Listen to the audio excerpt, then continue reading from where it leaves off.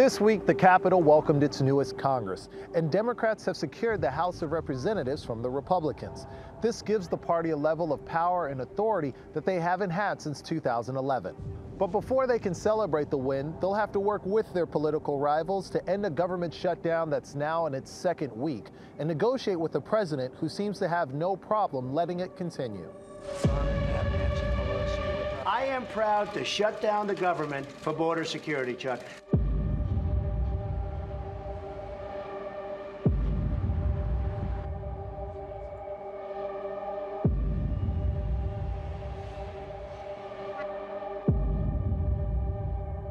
I can't tell you when the government's going to be open. I can tell you it's not going to be open until we have a wall, a fence, whatever they'd like to call it. I'll call it whatever they want.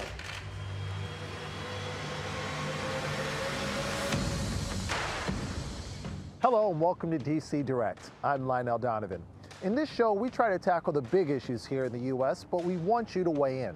So feel free to follow us on Twitter, Facebook, and YouTube at TRT World, and reach out to us with the hashtag DC Direct and be a part of the conversation. In today's show, we'll be talking about the U.S. government shutdown. What many have feared has come to pass. The government is closed for business. Lawmakers weren't able to put together a budget in time to finance all of the government's federal agencies, which means federal employees around the country will either have to work for free or might not even be called in to work.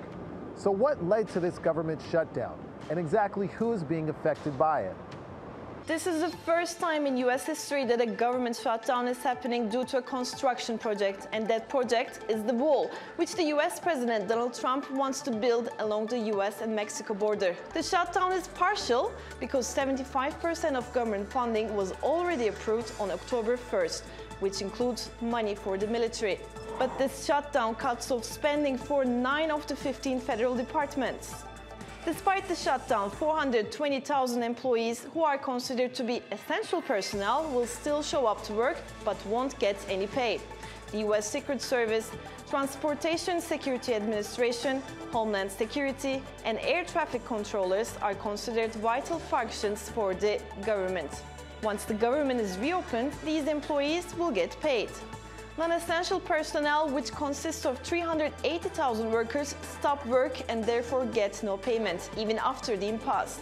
So the social security checks will continue and staff will be checking passports at the airport, but a number of national attractions will be closed. And if the shutdown continues, things could get worse. For instance, the Federal Housing Administration will delay the approval of home loans, or the USDA will close farm service centers. During the previous long-lasting government shutdown in 2013, garbage piled up in parts of Washington, D.C. The city's budget was frozen because it was tied to the federal government.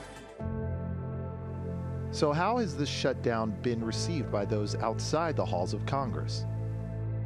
Well, actually, it's my first time in D.C., and we were super excited, to go see the Smithsonian's. We had a Capitol tour planned, and we just got up today, so we had everything planned for tomorrow. But as of yesterday, everything's shut down, even the zoo. The business has been very slow because a lot of people from the offices are not working.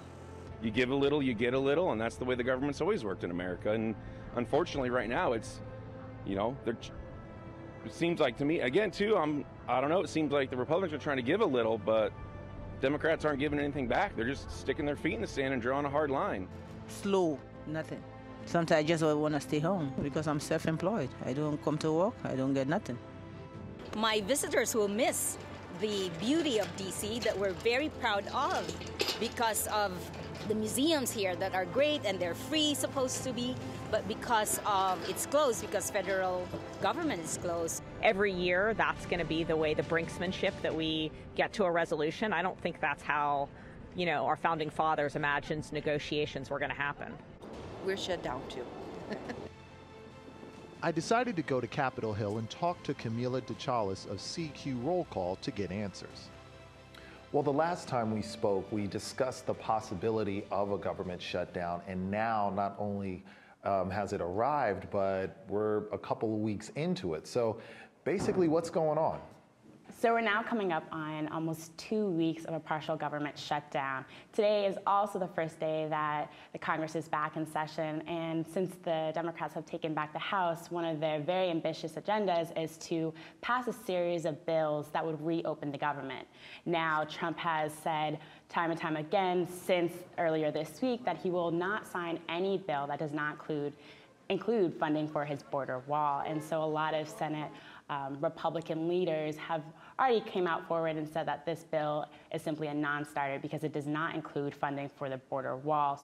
People are starting to get anxious about how long this government shutdown will continue. We know about all of the fighting between Democrats and Republicans and the back and forth here in D.C., but how much of an impact is this shutdown having outside of the Capitol on regular, everyday Americans? Public museums are closed, public parks. On the immigration front, a lot of immigration courts are now closed, and a lot of immigration judges have had to postpone their court hearings. And so this is now going to just increase the backlog of immigration cases, which is already at 800,000.